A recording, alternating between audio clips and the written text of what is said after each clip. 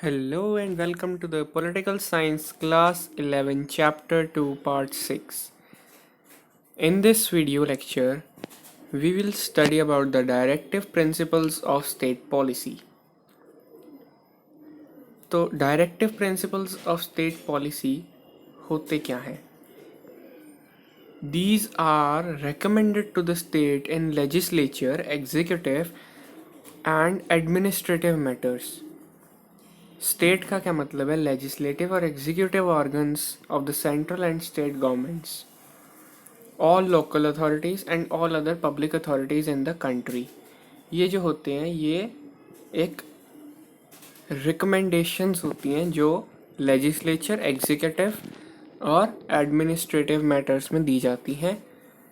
ये आर्टिकल 36 से आर्टिकल 51 तक हमारे part 4 of the Indian constitution में लिखी हुई हैं। इसको DPSP भी कहते हैं शॉर्ट फॉर्म में। And these were borrowed from the Irish constitution, Ireland, and it is also called the instrument of instruction. जो directive principles of state policy है ये 3 प्रिंसिपल्स के ऊपर है। एक सोशलिस्ट प्रिंसिपल्स हैं, एक गांधीयन प्रिंसिपल्स जो महात्मा गांधी ने प्रिंसिपल्स दिए हैं उन पे फॉलो है, एक लिबरल जो फ्रीडम के ऊपर बेस्ड है। जो सोशलिस्ट है वो आर्टिकल 38 से लेकर 47 तक है, बीच में 43A के बाद सीधा 47 है। जो गांधीयन प्रिंसिपल्स हैं वो आर्टिकल्स 40, 43, 43B, 46, 47 एंड 48 में है। Liberal principles article 44, 45, 48, 48A, 49, 50 and 51 में है। अब इन आर्टिकल्स हम 1 by 1 स्टडी करेंगे। आर्टिकल्स रिलेटेड टू DPSP जो नंबर 1 पे है वो है 36। ये क्या डेफिनेशन ऑफ द स्टेट, कि स्टेट है क्या, ये चीज़ ये बताता है कि स्टेट होता क्या है। फिर 37 application of the principles contained in this part, कि जो प्रिंसिपल्स हैं इसमें लिखे हुए हैं DPSP उन्हें अप्लाई कैसे करना है, उनकी एप्लीकेशन कैसे करनी है, उसके बारे में 37 आर्टिकल हमें बताता है। Article 38 state to secure a social order for the promotion of welfare of the people. इसमें सोशल वेलफेयर के लिए ये स्टेट को गाइडलाइंस देता है। Article 39 certain principles of policy to be followed by the state. Article 39 में तो state को जो कुछ प्रिंसिपल्स फॉलो करने होते हैं, पॉलिसीज़ फॉलो करनी होती है, वो आर्टिकल 39 में दी गई है। आर्टिकल 39 जो कि इससे रिलेटेड है वो इक्वल जस्टिस और फ्री लीगल एड पे है, कि जस्टिस हमेशा इक्वल होनी चाहिए, सबको पूरा न्याय होना चाहिए और फ्री लीगल एड होनी चाहिए। Article number 40 organisation of village panchayats, कि गांवों में पंचायत होनी चाहिए, लोकल गवर्नमेंट बॉडीज़ होनी चाहिए।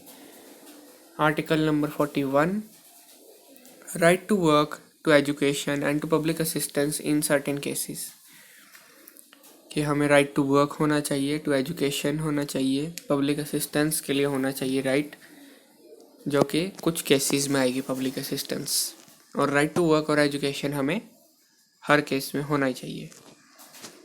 Article 42 provision for just and humane conditions of work and maternity leave.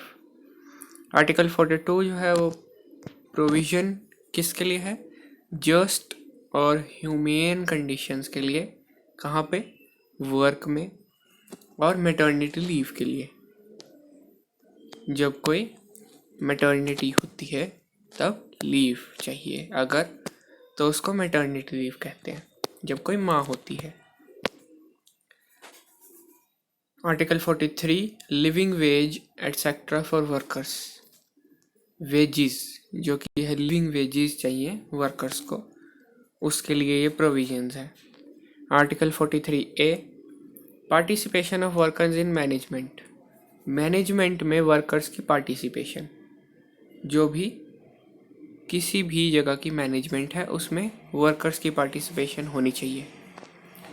Article 43B, promotion of cooperation societies, promotion of cooperative societies, जो कोऑपरेटिव सोसाइटीज है उनको प्रमोट किया जाना चाहिए।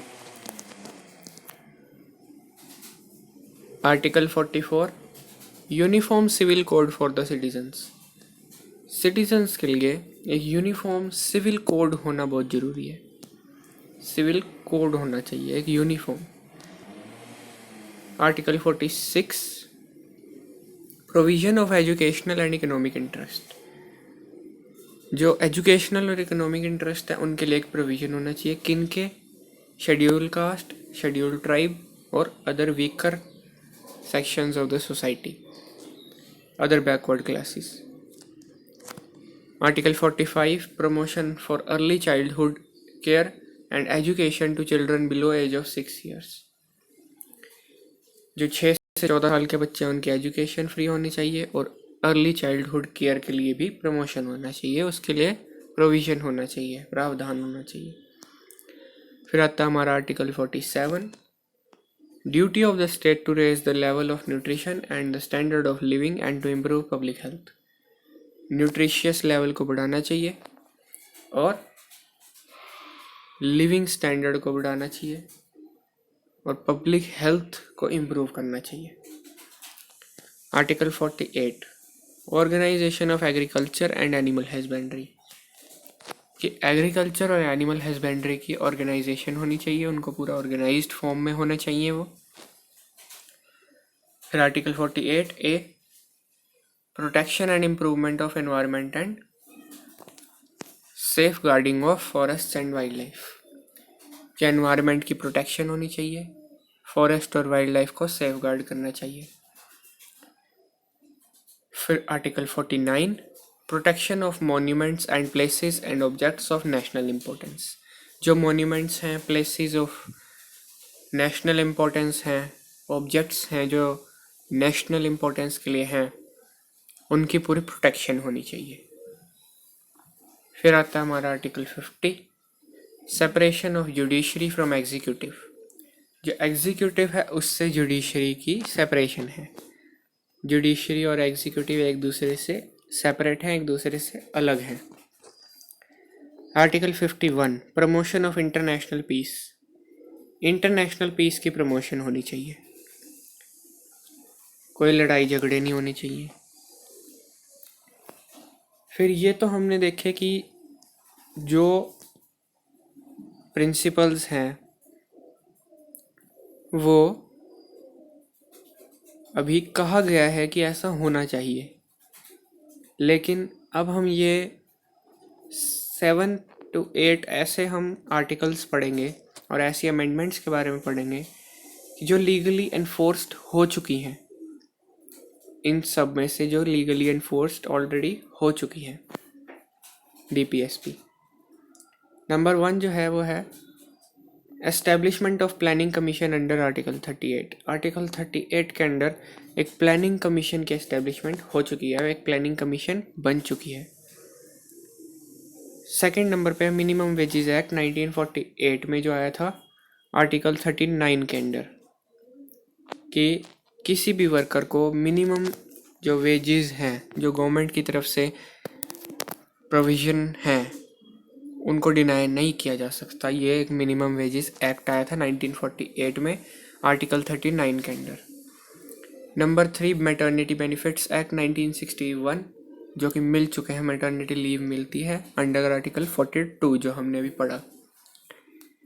आर्टिकल जो नेक्स्ट है हमारा 4th वो है 73rd and 74th amendments granting constitutional amendments to Panchayati Raj.